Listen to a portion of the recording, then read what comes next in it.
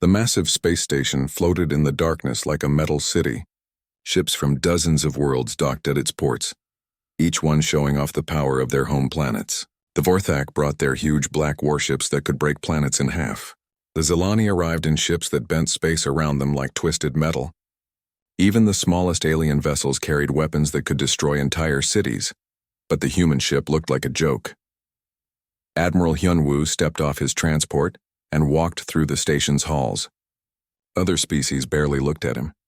His ship was small and plain, painted white like a medical vessel. It had no visible weapons, no scary design, nothing that said stay away like the other ships. The humans had been part of the Galactic Council for 50 years now, and everyone knew what they were good for. Farming, simple manufacturing, moving cargo from one place to another. The council meeting hall was enormous. Representatives from over 200 species sat in their special seats, each one designed for their different body types. The Vorthak General Kronthes took up 3 normal seats with his massive armored body. His red eyes glowed as he talked about his latest victory against the Kalani rebels. "We destroyed 47 of their ships in one battle," Kronthes bragged. His voice was like grinding metal. "Our new plasma cannons can melt through any armor they have." The other aliens nodded with respect. Even species that hated the Vorthak had to admit they knew how to fight wars. Hyunwoo found his seat in the back corner where the humans always sat. It was a small chair, nothing fancy. No one paid attention when he sat down. He looked around the room at all the powerful beings discussing trade routes and territorial disputes. On his wrist, a small device blinked once. Captain So-young was monitoring everything from their ship. She was recording every conversation, every ship design, every weapon system the aliens talked about. The humans had been doing this for decades. "The Kralon Empire wants to expand again," announced the council speaker, a tall blue alien with 4 arms. "They claim they need more space for their growing population." War Marshal Thexamara rose from her seat. She was a large reptilian creature with green scales and sharp teeth. Her species was known for being aggressive and proud. "The Kralon Empire has the right to grow. We have been patient for too long. There are empty systems near our borders that no one is using. Those systems belong to the humans," said Ambassador Velnara. She was made of living crystal and her voice sounded like music. "They may not be strong, but they have rights." Thexamara laughed. It was not a pleasant sound. "The humans? What can they do to stop us? Look at their representative. He sits in the corner like a scared child. His people have no real military. They spend their time growing food and making simple tools." Other aliens in the room started laughing too. Hyunwoo did not change his expression. He had heard this kind of talk many times before. "The humans are useful," said General Kronthes. "They make good medicine and their food tastes better than most. But they are not warriors. They have never fought a real war." "That is correct," agreed another alien. "In 50 years we have never seen human warships. Only transport vessels and research ships. They are a peaceful species." Hyunwoo touched his wrist device again. So-young would be recording all of this, every insult, every threat, every bit of information about alien military plans. The data would go back to Earth where people in quiet offices would add it to files that had been growing for decades. The humans had learned something important early on. When you are new to a group, it is better to let others think you are weak. People tell you things they would never say to someone they feared. They show you their weapons and their plans because they think you cannot do anything about it. "We should vote on the Kralon expansion," said the speaker. "All in favor of allowing them to take the empty systems?" Many arms and claws went up around the room. The Vorthak voted yes because they respected strength. The Morgani voted yes because they wanted the Kralon to owe them a favor. Even some of the smaller species voted yes because they were afraid to say no. All against? Only a few aliens raised their hands. Most species did not want to anger the Kralon over some empty space that humans claimed, but did not seem to use. "And the humans?" asked the speaker, looking at Hyunwoo. Hyunwoo stood up slowly. Every eye in the room turned to him. He was not impressive to look at. Average height, normal human clothes, no armor or weapons. He cleared his throat. "The human government asks that the Kralon Empire respect our territorial claims," he said in a calm voice. "Those systems were granted to us by this council 30 years ago." More laughter filled the room. Thexamara's teeth showed as she grinned. "And what will the humans do if we ignore your request?" "Send your cargo ships to stop us. We would prefer to solve this peacefully, Hyunwoo replied. War helps no one. War helps the strong, said Kronthes. It removes the weak from territory they cannot defend. The vote was not close. The council decided that the Kralon Empire could expand into human space. After all, the humans were not using those systems for anything important. They had no military bases there, no big cities, just small research stations and mining operations. Hyunwoo nodded politely when the decision was announced. He did not argue or make threats. He simply said, "The human government will be informed of this decision. Thank you for your time." As the meeting ended, aliens filed out of the hall. Many of them were already making plans. If the Kralon could take human systems so easily, maybe other species could do the same. The humans had valuable technology and resources, but they seemed unable to defend them. Hyunwoo was the last to leave. He walked slowly back to his ship, still appearing calm and unbothered. Other aliens watched him go, some feeling almost sorry for him. His people were about to lose their territory and there was nothing they could do about it. But if they had looked closer at Hyunwoo's face, they might have noticed something strange. His eyes were not worried or sad. They were calculating, like a person solving a complex math problem in his head. On the ship, Captain So Young met him at the airlock. "Did you get everything we needed?" she asked quietly. Hyunwoo nodded. "Send a message to Earth. Tell them the test phase is complete. We now know exactly how they think and what they plan to do. And the authorization codes? Still not needed. But that may change soon." Hyunwoo looked out at the alien ships docked around the station. "Also send a message to all our research stations in the disputed systems. Tell them to prepare for visitors." So Young smiled, but it was not a nice smile. "Should I tell them to be polite to the visitors?" "Of course," Hyunwoo said. "We are always polite. Right up until the moment we do not need to be anymore." 3 weeks after the council meeting, the Kralon Warfleet arrived at New Busan. The human colony world hung in space like a blue and green jewel, with 2 small moons orbiting around it. From a distance it looked peaceful and defenseless. War Marshal Thexmara stood on the bridge of her flagship, the Death's Crown. Through the large windows, she could see 47 other Kralon warships spread out in attack formation. Each ship was covered in thick armor and bristled with plasma cannons. They had conquered 12 worlds in the past 5 years using these same ships. "Signal from the planet, War Marshal," reported her communications officer. "They are requesting we identify ourselves." Thexmara laughed. "They do not know who we are. These humans are even more helpless than I thought. Open a channel." The main screen showed a human face. The man was wearing a simple blue uniform and looked tired, like he had been woken up early. Behind him, other humans were working at control panels, but none of them seemed panicked. "This is Colonel Taeho of the New Busan Colonial Defense Force," the human said. "You have entered human space without permission. Please state your business here." "I am War Marshal Thexmara of the Kralon Empire," she replied, showing her sharp teeth. "This system now belongs to us. Your council has given us the right to expand into this territory." Taeho nodded slowly. "I see. Well, War Marshal, I'm afraid there has been a misunderstanding. This is sovereign human territory. Our people have lived here for over 20 years. We have farms, schools, and families here. I must ask you to withdraw your ships and contact our government through proper channels." Several Kralon officers on the bridge started laughing. Thexmara held up a clawed hand for silence. "Human, look at your situation. You have one small planet with no visible defenses. I have 48 warships with enough firepower to turn your world into glass. You are in no position to make demands." "I understand your position," Taeho said calmly, "but I have my orders. I am asking you one more time to withdraw from human space. And I am telling you that this is no longer human space," Thexmara snarled. "But perhaps you need a demonstration of what happens to those who do not accept reality." She cut the communication channel and turned to her weapons officer. "Target the largest city on the planet. Full bombardment. Show them what Kralon plasma cannons can do." "Yes, War Marshal," the officer replied. His claws moved over the control panel, selecting targets. "Bombardment ready." The city has approximately 200,000 inhabitants. Fire. The Kralon ships opened fire all at once. Dozens of bright plasma beams struck the planet's surface, hitting the capital city of New Seoul. From space, they could see the explosions spreading across the city like deadly flowers. Buildings that had taken years to build disappeared in seconds. Thexmara watched with satisfaction. This was how you dealt with weak species. You showed them the cost of resistance, and they quickly learned to obey. Signal from the planet again, reported the communications officer. Already, they learned fast. Thexmara gestured to reopen the channel. Colonel Tejo appeared on the screen again. His face was pale, and behind him alarm lights were flashing, but his voice was still steady.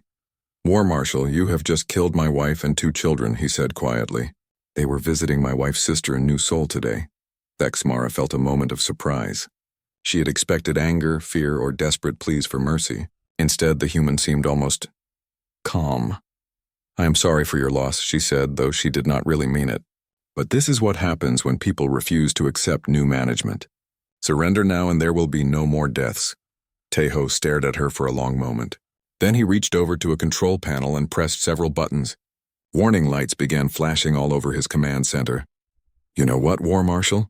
Tejo said, and for the first time, there was something cold in his voice. "I think you are right. It is time to stop pretending and accept reality." He looked directly into the camera. "But the reality you need to accept is not what you think it is." Tejo picked up a small communication device and spoke 4 words that would change everything. "All pretenses are off." At first, nothing seemed to happen. The Kralon fleet remained in formation around the planet. Their sensors showed the same readings as before. But then strange things began to occur. On Kralon homeworld 3 systems away, the communications officer at Fleet Command noticed something odd. Several of their deep space monitoring stations had stopped responding. Ships that had been patrolling the outer system were showing error messages. Back at New Busan, Thexmara's communications officer looked confused. "War Marshal, I am getting strange readings from our ships. Multiple systems are reporting minor malfunctions." "What kind of malfunctions?" Thexmara demanded. "Nothing serious. Backup sensors going offline. Secondary communication arrays failing, some weapon systems running diagnostic checks. But everything important is still working." Across the galaxy, similar small problems were happening on ships and stations belonging to dozens of species. A communication relay would stop working here. A sensor array would malfunction there. Each problem was small and easily explained as normal equipment failure. But if someone had been watching from outside the galaxy, they would have seen something amazing. Hundreds of thousands of hidden devices were activating all at once. They had been built into cargo shipments, hidden in trade goods, installed by helpful human technicians over the past 50 years. On Earth, President Ji-hoon sat in a secure bunker deep underground. Around him, screens showed star maps of the entire galaxy. Each red dot represented a human asset that was now coming online. Each blue dot showed an alien military installation that was about to have a very bad day. "Sir," said General Wu Jin, "all systems report ready. Operation Mirror Drop is ready to begin." Ji-hoon looked at the screens. 50 years of careful planning, of pretending to be weak, of learning every alien ship design and weapon system. 50 years of putting hidden devices on every alien world. Of training soldiers who would never show their faces until it was too late. "The Kralon fired first," Ji-hoon said quietly. "They killed civilians. Make sure that goes into the official record." "Yes. Sir, begin Operation Mirror Drop. Show them what humans really are." Back at New Busan, Colonel Tejo was still on the communication channel with Thexmara. He had been stalling for time, giving the hidden systems a chance to fully activate. "War Marshal," he said, "in about 30 seconds, you are going to see some things that will be hard to believe. Before that happens, I want you to understand something important." "What are you talking about, human?" Thexmara was getting impatient. "You have no weapons, no ships, nothing that can threaten us." "That is what we wanted you to think," Tejo replied. "But you see, my species learned something important from studying history. The best way to win a war is to make sure your enemies never know they are fighting one until it is already over." Thexmara was about to respond when her tactical officer started shouting, "War Marshal!" Multiple contacts appearing on sensors, ships decloaking all around us. "That is impossible," Thexmara snarled. "Our sensors would have detected them." "Not our sensors," Tejo said from the screen. "You see, we have been studying your technology for 50 years. We know exactly how your sensors work, what they can see and what they cannot see. The Kralon Bridge erupted in chaos as massive ships appeared out of empty space. They had been there all along, hidden by technology that the aliens had never imagined was possible. War Marshal. The tactical officer's voice was shaking. I count 36 ships. But they are larger than anything in our database. And the weapon signatures. Tejo's image smiled on the screen, but it was not a nice smile. Welcome to the real war, War Marshal. The one where you finally get to see what humans do to people who hurt our families. Captain Minjun sat quietly in his command chair as the Kralon ships approached. His vessel, the Gentle Trader, looked exactly like what its name suggested. A simple cargo ship designed for moving goods between planets. The hull was painted in friendly blue and white colors, and large letters spelled out Human Commercial Shipping on the sides. 3 Kralon destroyers were heading straight for him, their plasma cannons already charging for another bombardment of New Busan. Their commander probably thought he was about to destroy some helpless merchant vessel that had been caught in the wrong place at the wrong time, sir, said his weapons officer, Lieutenant Haijin. The Kralon ships are in optimal range, requesting permission to drop the mask. Minjun looked at the image of New Seoul burning on his screen. Smoke was rising from what had been a beautiful city full of families just minutes ago. Children had been playing in those parks. People had been going to work, planning their day, thinking about dinner with their loved ones. Permission granted, he said quietly. Show them what happens when you hurt innocent people. The Gentle Trader's hull began to change. What had looked like solid metal panels slid apart to reveal hidden weapon ports. The ship's simple design melted away like a disguise being removed, showing the true warship underneath. In 30 seconds, the harmless cargo vessel became something that made the largest Kralon battleship look like a toy. Firing main batteries, reported Hyojin. The space around the Gentle Trader lit up with energy beams that cut through the darkness like swords made of light. The Kralon ship's shields, which could stop any known weapon in the galaxy, simply disappeared when the human weapons hit them. The first destroyer exploded so fast that its crew probably never knew what happened. The second one broke apart into 3 large pieces that spun away into space. The third ship's captain managed to send out a distress signal before his vessel turned into a cloud of glowing gas. 3 targets eliminated, Yejin reported. No damage to our ship. Across the New Busan system, similar scenes were playing out. Ships that had looked like simple transports, research vessels, and mining platforms were revealing their true nature. Each one was armed with weapons that the aliens had never seen before, powered by technology that their scientists would have said was impossible. Admiral Yunji commanded the Silent Guardian, a ship so advanced that it could sit invisible right next to an alien vessel without being detected. She had been watching the Kralon fleet for hours, studying their formations and weapon systems. When Colonel Tejo gave the signal, she decided to make a dramatic entrance. The Silent Guardian materialized directly behind War Marshal Thexmara's flagship. One moment there was empty space. The next moment there was a ship larger than anything the Kralon had ever built. It was beautiful and terrifying at the same time, covered in smooth curves and strange geometric patterns that seemed to shift when you looked at them. On the Kralon Bridge, every alarm started screaming at once. Report! Thexmara shouted over the noise. Unknown vessel directly behind us. The tactical officer was sweating with fear. It appeared out of nowhere. Our sensors show nothing, but visual confirms a massive ship approximately 5 kilometers long. 5 kilometers? Thexmara could not believe it. The largest Kralon ship was only 2 kilometers long. That is impossible. Nothing that big could move without our sensors detecting it. Admiral Yunji opened a communication channel. Her face appeared on the Kralon bridge screens, calm and professional. She was wearing a crisp white uniform with simple markings that meant nothing to the aliens. War Marshal Thexmara, Yunji said politely. I am Admiral Yunji of the Human Defense Fleet. You have committed an act of war against the human people by attacking our civilian population. I am here to accept your surrender. Surrender? Thexmara could not understand what was happening. You are outnumbered 47-1. Even with a large ship, you cannot defeat our entire fleet. Yunji smiled, and it was the kind of smile that made smart people very nervous. War Marshal, you are making the same mistake everyone makes when they first meet us. You assume that what you can see is all there is. She pressed a button on her command chair. Fleet, this is Admiral Yunji. Drop all concealment. Show them what they are really facing. The space around New Busan suddenly filled with human ships. They appeared from every direction, as if they had been created out of nothing. Massive battleships, quick destroyers, strange vessels that seemed to bend light around them. In less than a minute, the Krylon fleet found itself completely surrounded by over 200 human warships. "This is impossible," whispered the Krylon tactical officer. "Our sensors detected nothing. How can they hide so many ships?"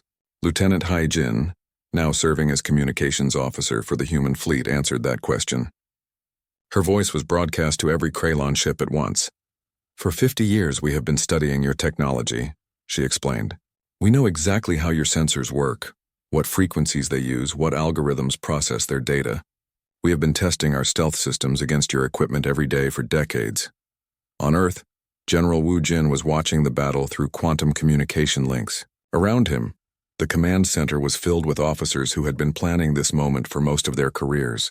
Every screen showed different parts of the galaxy where human forces were revealing themselves.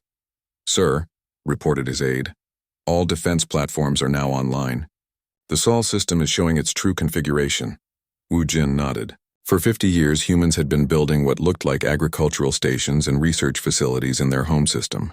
The aliens had occasionally visited and seen exactly what they expected to see: humans growing food and doing peaceful experiments. But now those innocent buildings were dropping their disguises. They were not farms or research labs. They were fortress platforms armed with weapons that could destroy entire fleets. The asteroid belt that had looked like simple mining operations revealed itself to be a network of hidden military bases. Earth itself was surrounded by defensive systems that made planetary invasion completely impossible. "Send a message to the Galactic Council," Wu Jin ordered. "Tell them we are broadcasting live footage of what is happening at New Busan. They need to understand what humans really are." Back in the New Busan system, War Marshal Thexmara was trying to understand how everything had gone so wrong so quickly. Her powerful fleet, which had conquered worlds and defeated experienced military forces, was completely helpless against these impossible human ships. "War Marshal," her communications officer reported, "we are receiving surrender demands from 17 different human vessels. They are giving us 60 seconds to power down our weapons and prepare to be boarded." "We do not surrender to anyone," Thexmara snarled. "All ships attack formation. Target the largest human vessel and fire everything we have." The Krylon fleet opened fire with every weapon they possessed. Plasma beams, missile salvos, and energy torpedoes filled the space between the two fleets. It was enough firepower to destroy a small moon. But when the light from the explosions faded, the human ships were completely undamaged. Their shields had absorbed the entire attack without even flickering. Admiral Yunji's voice came over the communication channel again, and now she sounded slightly annoyed. "War Marshal, that was very rude. We offered you the chance to surrender with honor. Since you prefer to do this the hard way, we will show you why that was a poor choice." The human fleet fired once. It was not a long battle or a complex tactical engagement. It was a simple demonstration of technological superiority so complete that several Krylon ships immediately shut down their weapons and broadcast surrender signals rather than be destroyed. In 10 minutes, the mighty Krylon warfleet was reduced to 15 ships trying to escape and 32 ships drifting powerless in space. The humans had used weapons that moved faster than light, passed through solid matter, and seemed to strike targets that were not even there yet. Colonel Tae Ho appeared on the communication channel one last time. Behind him, rescue teams were already landing on New Busan to help the survivors of the attack on New Seoul. "War Marshal," he said, "I want you to carry a message back to your government and to the Galactic Council. Tell them that the human people are no longer interested in pretending to be weak. We tried being peaceful. We tried being diplomatic. We tried being patient." He looked directly at Thexmara and his eyes were cold as space. "But you killed our families. You attacked our children. So now you get to see what we are really like when we stop being polite." News of the New Busan battle spread across the galaxy faster than anyone thought possible.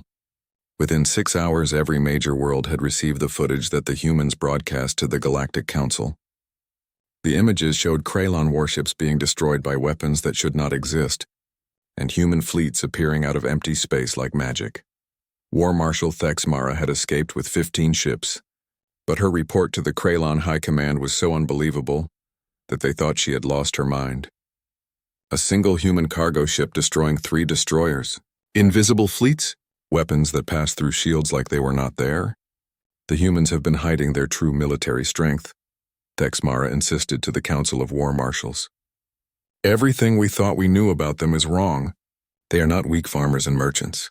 They are the most dangerous species in the galaxy. General Kranthes of the Vorthak Empire laughed when he heard the report. Texmara has been embarrassed by cargo ships, and now she wants us to believe in fairy tales. Humans with super weapons, ships that turn invisible. This is the excuse of a commander who failed in battle. I saw it with my own eyes, Texmara shouted. My entire fleet was destroyed in minutes. Then you are an even worse commander than I thought, Kranthes replied. The Vorthak Empire will show you how real warriors deal with humans. Within days, the largest military alliance in galactic history was forming. The Vorthak Empire, still believing that humans were weak, saw an opportunity to claim human territory for themselves. The Zilani Federation joined them, curious about human technology and confident in their reality-warping weapons. The Morgani clans wanted revenge for old trade disputes with humans. Even species that had been enemies for centuries put aside their differences to face what they saw as the human threat. Over 300 worlds contributed ships to the Grand Alliance. The combined fleet numbered more than 10,000 vessels, the largest military force ever assembled in known history. We will crush these humans like insects, declared Admiral Vextar of the Zilani. Their tricks may have worked against the small Kralon fleet, but they cannot hide from 10,000 ships spread across multiple systems. The Alliance planned a massive assault on the Sejong system, which intelligence reports said was a major human manufacturing center. The plan was simple: overwhelm any hidden defenses with pure numbers and capture the system's industrial facilities. Fleet Admiral Dong Hyun of the 3rd Human Defense. Fleet received word of the approaching alien armada while he was having lunch in his quarters. His aide, Commander Yuna, brought him the intelligence report with a slightly amused expression. Sir, it appears that the aliens have decided to test our capabilities with a more serious force, she said, handing him the datapad. Dong Hyun read the report while finishing his rice. 10,000 ships representing the combined military might of dozens of species. It was impressive, he had to admit. The aliens had managed to organize the largest fleet in their recorded history in less than 2 weeks. How long until they reach Sejong? He asked. 18 hours at their current speed, sir. And our own preparations? The 3rd fleet is ready. All stealth systems are functioning perfectly. The new quantum phase fighters have completed their trials. The cyber warfare package has been distributed to all relevant alien targets. Dong Hyun nodded. Send a message to Admiral Hyunwoo. Tell him that the final examination is about to begin. The alien armada arrived at Sejong exactly on schedule. From their perspective, they were attacking a lightly defended industrial system with a small human population. Their sensors showed a few orbital stations, some cargo ships, and what appeared to be a single human defense platform near the main planet. Admiral Vextar commanded the fleet from his flagship, a massive vessel that could bend space-time to create weapons that struck from impossible angles. Around him, the greatest military minds in the galaxy worked together for the first time in history. All ships assume attack formation, Vextar ordered. Primary targets are the orbital facilities.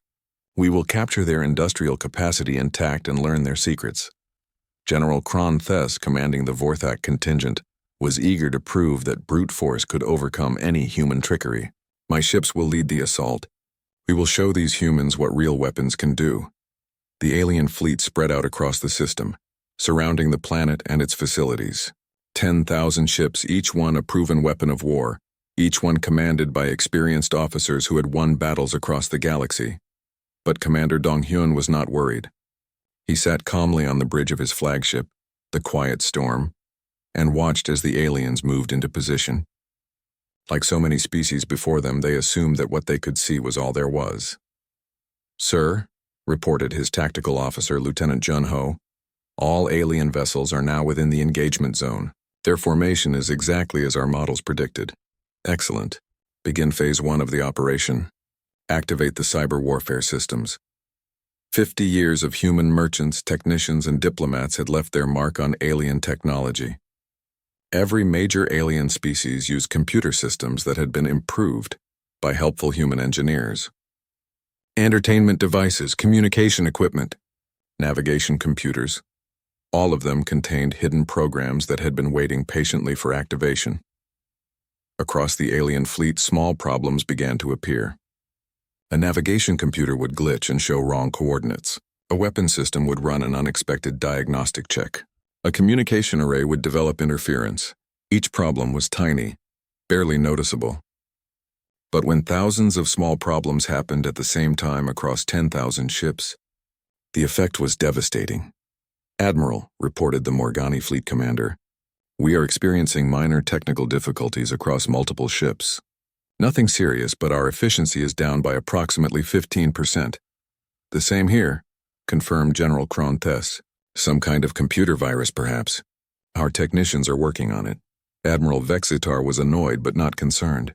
"Begin the attack anyway. These technical problems will not stop us from destroying a few human cargo ships." That was when Commander Dong-hyun decided it was time for Phase 2. "All ships," he broadcast. "On the human command frequency, drop concealment. Show them what they are really fighting." The space around Sejong suddenly filled with human warships. They appeared everywhere at once. Above the alien fleet, below it, between the enemy formations. Even inside the gaps where no ship should have been able to fit.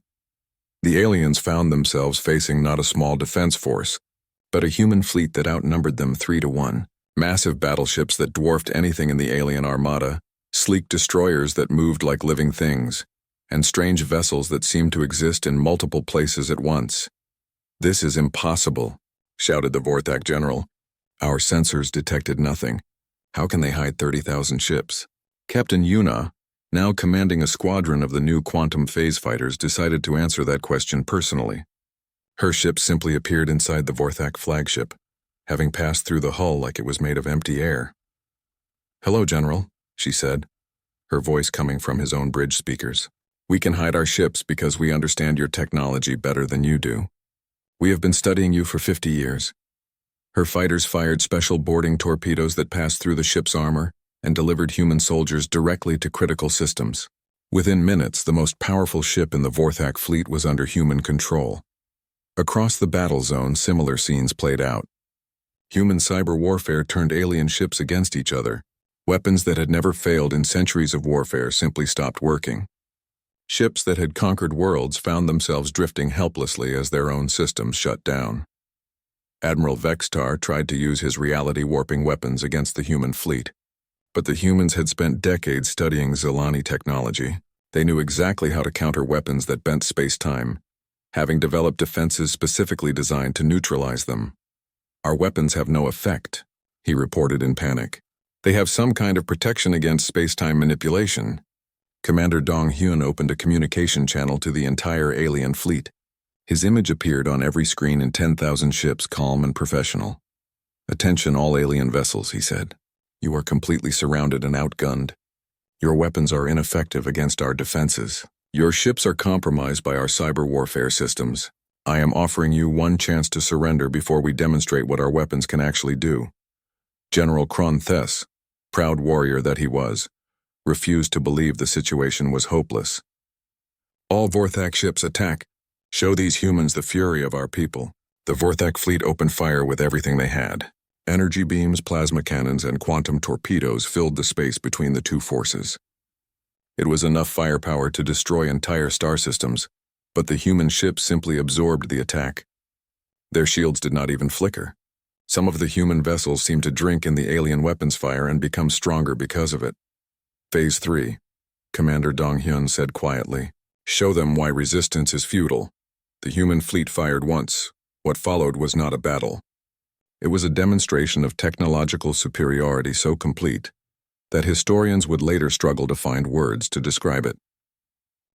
The emergency session of the Galactic Council convened just 48 hours after the Battle of Sejong. Representatives from every major species gathered in the Great Hall, but the atmosphere was completely different from the last time they had met. Where before there had been laughter and casual dismissal of human concerns, now there was only frightened silence. The footage from Sejong played on screens throughout the station. 10,000 ships, the pride of galactic civilization, reduced to scrap metal in less than an hour. The images showed human weapons that violated every known law of physics, ships that appeared and disappeared at will, and technology that made the galaxy's greatest achievements look like primitive tools. Admiral Hyunwoo walked into the council chamber, and every eye followed him. This time he did not sit in the back corner. Instead, he walked to the center of the room where a new seat had been prepared, larger than the others, positioned so that he could see everyone, and everyone could see him. He was no longer the quiet diplomat who politely asked for consideration. He was the representative of a species that had just demonstrated the ability to destroy galactic civilization whenever they chose to do so. "Before we begin," Hyunwoo said, his voice carrying clearly through the silent hall, "I want to introduce someone to you." The chamber's main doors opened and Ambassador Na-young entered. She was a small woman who looked completely ordinary, but she carried herself with the quiet confidence of someone who held ultimate power. Behind her walked Colonel Sang-woo, whose military bearing made it clear that he was not here for diplomacy. "This is Ambassador Na-young, who will be handling our diplomatic relations going forward," Hyunwoo explained, "and Colonel Sang-woo, who will be coordinating our military responses to any future misunderstandings." The council speaker, his forearms trembling slightly, managed to find his voice. "Admiral Hyunwoo, the council demands an explanation for the unprovoked attack on the combined fleet at Sejong." "Unprovoked?" Hyunwoo's eyebrows rose. "Counselor, your own records show that the Kralon Empire attacked our civilian population first. The combined fleet was assembled with the stated intention of conquering human territory. We simply defended ourselves. But the level of force used," the speaker began, "was appropriate to the threat." Na-young interrupted smoothly. "When 10,000 ships attack your home, you use whatever force is necessary to stop them." General Kron-thes, one of the few survivors of the battle, stood up with obvious effort. His massive armored form was scarred and damaged from his escape pod's rough landing. "How?" he demanded. "How do you possess such weapons? Such ships?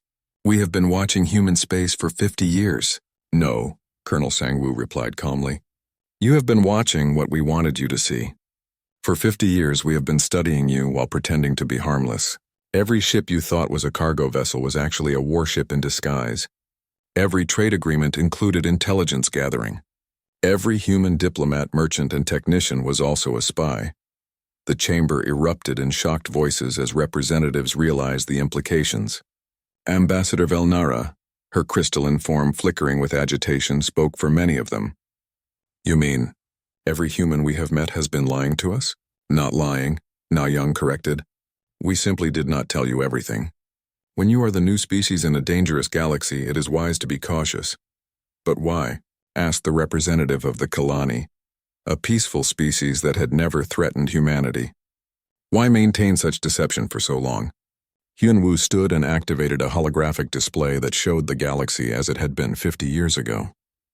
It was a map of constant warfare, with red zones indicating active conflicts covering nearly a third of known space. "When humanity first encountered galactic civilization, we saw a galaxy at war," he explained. "Hundreds of species fighting over territory, resources, and ideology. The strong preyed on the weak. Entire civilizations were destroyed because they could not defend themselves." The map changed, showing the current state of the galaxy. The red zones were much smaller, and many long-running conflicts had ended in recent years. "We realized that we had a choice," Hyunwoo continued. "We could reveal our true capabilities and rule through fear, or we could work quietly to create a more stable galaxy. We chose the second option." "What do you mean?" demanded War Marshal Thex Mara, who had managed to attend despite her disgrace after the New Busan incident. Colonel Sang-woo smiled, and it was not entirely pleasant. "How many wars have ended in the past decade without clear victory for either side? How many conflicts have simply stopped, for no apparent reason?" The representatives looked at each other with growing unease.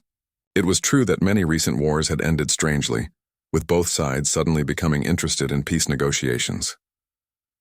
"Every time a war became too destructive, we intervened," Na-young explained. "A key military leader would have an accident. A crucial supply shipment would disappear. Communication systems would malfunction at critical moments. Both sides would find their ability to fight slowly degraded until peace became more attractive than continued conflict." "You have been manipulating galactic politics for decades?" The ethereal Empress Velnara's voice sounded like breaking glass. We prefer to think of it as guidance, Hyunwoo replied.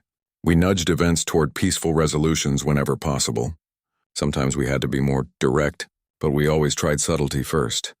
The council speaker's four arms gestured helplessly. But what do you want from us now? What are your demands? The same thing we have always wanted, Na Young said simply. Peace, stability, a galaxy where species can trade and grow without constantly preparing for war. And if we refuse? Asked General Kranthes. Colonel Sang-woo's expression became very serious. Then you should understand the full scope of our capabilities. We have spent 50 years learning about every species in this galaxy. We know your military strengths and weaknesses. We know your political systems, your economic vulnerabilities, your social structures. He activated another display that showed detailed information about dozens of alien homeworlds. We have assets on every major planet. Our people have been working as engineers, doctors, teachers, and merchants throughout your civilizations. We know where your leaders sleep, where your children go to school, where your most important facilities are located. The chamber fell completely silent as the implications sank in. More importantly, Sang-woo continued, we have been improving your technology for decades. The entertainment systems in your homes, the communication networks that connect your worlds, the medical devices that keep your people healthy, all of them contain components designed by human engineers. He pressed another button, and warning lights began flashing on personal devices throughout the chamber. Every alien representative looked down to see their communication devices, translators, and even their life support systems displaying the same message.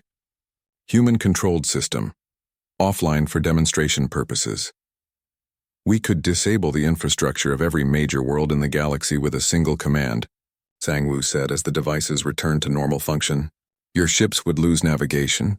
Your cities would lose power, your hospitals would lose life support. Not permanently, we are not monsters, but long enough to remind you who actually controls galactic civilization. Ambassador Na Young stood and addressed the terrified representatives. But we do not want to rule through fear. We want to build something better. A galaxy where disputes are settled through negotiation rather than warfare, where species can focus on science, art, and exploration instead of building bigger weapons. What you are offering, said the council speaker slowly, is peace enforced by overwhelming power? Yes, Hyunwoo replied simply. The same way a parent creates peace in a household of fighting children. Sometimes you have to be the adult in the room. War Marshal Thex Mara struggled to her feet, her reptilian features twisted with anger. And what if we do not accept your parental authority? What if we choose to fight? The three humans exchanged glances. Then Colonel Sang-woo activated one final display. It showed real-time images of major alien homeworlds, taken from orbital platforms that had been invisible to their sensors. Marshal, he said quietly, look at your own homeworld. The image zoomed in on the Kraylon capital city.